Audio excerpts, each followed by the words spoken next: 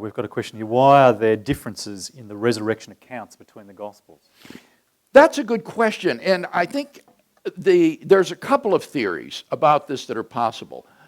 One would be that the Gospel writers use different sources, and I've already mentioned that as one of the ways that we test for historical reliability.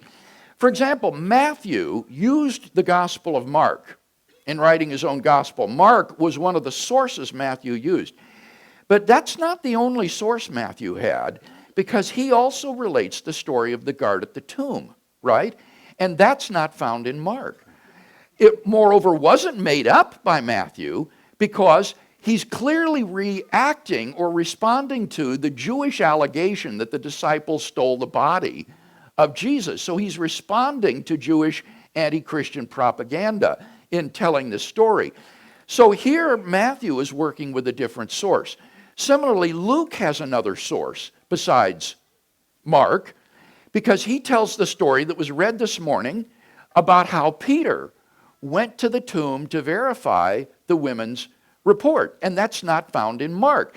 Now, Luke didn't make that up. How do we know that? Because there's another independent source, namely John, who also tells the same story of how Peter, accompanied by the beloved disciple, went to the tomb to verify the women's report.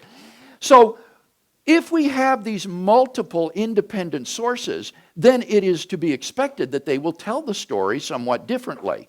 But what you have in every case is the same historical core. Namely, on the first day of the week, a number of women who were followers of Jesus, including Mary Magdalene, she's always mentioned by name, went to the tomb very early and found it empty. That's the historical core. However differently these stories may be in their secondary details. Now, the other possible theory for these differences would be that in oral tradition, what is important is handing on the core of the story, but you can embellish or tell differently the secondary circumstantial details. And so what you would have in the Gospels would be different oral retellings of the story. And I have a wonderful illustration of this.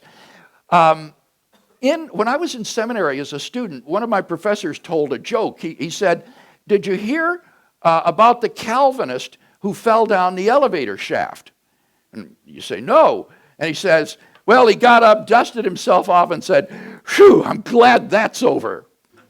Now, unless you know theology, you may not get the joke. 20 years later, someone else said to me, "Did you hear about the Calvinist who fell down the stairs?" And immediately I saw what was going on. I said, "No, what happened?" And this person said, "He got up and said, 'Whew, am I glad that's over.'" Now, notice how it was told differently. He didn't fall down the elevator shaft. He fell down the stairs in the second story. But the core, the punchline, "Whew, I'm glad that's over," that was identical.